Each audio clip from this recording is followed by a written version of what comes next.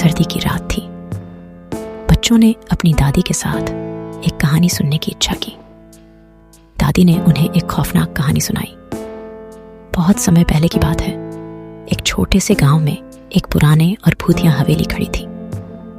हवेली के बारे में लोग कहते थे कि वहां रात के समय अजीब अजीब आवाजें आती थीं और कई लोगों को खुदाई करते समय अचानक गुम हो जाने की कहानियां सुनाई देती थी। लेकिन वो सब तो केवल अफवाहें ही थीं, क्योंकि कोई भी नहीं था जिसने वाकई हवेली के अंदर की सच्चाई देखी हो। वही गांव के एक छोटे से लड़के का नाम विक्रम था। विक्रम ने भी हवेली की कई कहानियों को सुना था, पर उसके मन में सिर्फ उत्साह था कि कभी वह भी हवेली को देखे। एक दिन विक्रम ने अपने दोस्त से कह दिया, मैं हवेली जाकर देखना चाहता हूं कि क्या वाकई कोई भूतिया आवाजें आती हैं वहां।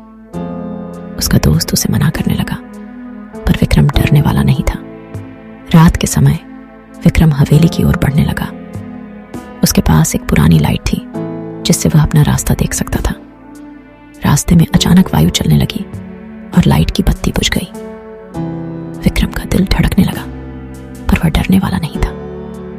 अंधेरे में विक्रम ने हवेली के दरवाजे की ओर बढ़ना शुरू किया। दरवाजे की ओर बढ़ते बढ़ते वह अचानक किसी ठहराव में ठक गया। उसने देखा कि वहां एक सफेद साड़ी में एक औरत खड़ी है। उसके चेहरे पर खौफनाक अदृश्यता थी और उसके आंखों में सजीवता की कमी थी। विक्रम ने धीरे से पूछा, कौन हो तुम? औरत ने मुस्कुराते हुए उत्तर दिया, मैं यहां की एक आत्मा हूं जो इस हवेली में बंद हूं।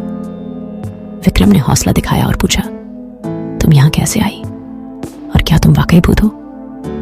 आत्मा ने कहा, मैं एक समय की कहानी हूं जब मैं जीवित थी। मेरा नाम लीला था। मैं यहां इसलिए आई हूं कि मेरी आत्मा को शांति नहीं मिली है। मेरे मौत के बाद मेरा आत्मा यहां भटक रही है क्योंकि मेरे अपराधों की सजा मुझे मिली नहीं। विक्रम ने पूछा, तो क्या तुमने अब तक किसी को अपनी आवाज सुनाई? लीला, आत्मा ने दुखी रूप में कहा, हां, कई बार कोशिश की है, लेकिन कोई मुझे सुनने वाला नहीं है। तुम मेरी मदद कर सकते हो। क्या तुम मुझे शांति दिला सकते हो? विक्रम ने सोचा और फिर कहा, मैं तुम्हारी मदद करूंगा, पर तुम्हें उस दुनिया से गुजरना होगा जिससे तुमने अपने अपराध किए थे। लीला आत्मा ने राजमार्ग की ओर इशारा किया और फिर धीरे से गायब हो गई। विक्रम ने दिल से उसे सहायता करने का निश्चय किया और हवेली की ओर बढ़ते गए। रास्ते में अचानक अजीब आवाजें सुनाई देने लगी। वह आवाजें वायु की तरह बहने लगी और विक्रम के कान में गूंज उठी। विक्रम ने धीरे से कहा, लीला, क्या आप हैं? लीला, आत्मा की आवाज आई, विक्रम, मेरी आवाज को रोकने का कोई उपाय नहीं है। ये आवाजें उस दुनिया के बंद दरवाजों की ओर से आती हैं जिसे मैंने अपने अपराध करके छोड़ा था। विक्रम ने देखा कि हवेली के दरवाजे खुद बजे जा रहे थे और वह अचानक दरवाजे के पास पहुंच गया। लीला आत्मा की आवाज बढ़ती गई, विक्रम, मुझे माफ कर दो, मेरी आत्मा को शांति दिला दो।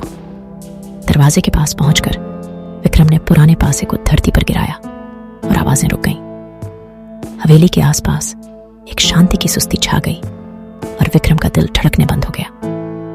विक्रम ने अपने दोस्तों को यह बताया, पर कोई उन्हें विश्वास नहीं करता। लेकिन उसकी मां ने कहा, शायद तुमने उस आत्मा को शांति दिलाई हो। विक्रम ने खुद को साबित कर दिया कि भूतों की कहानियां भले ही डरावनी हो, पर उनकी मदद करने से किसी की आत्मा को शांति मिल सकती है। और इस तरह विक्रम ने एक भूतिया आत्मा की मदद की और खुद को और लोगों को सिखाया कि दुनिया की हर कहानी के पीछे एक सबक छुपा होता है।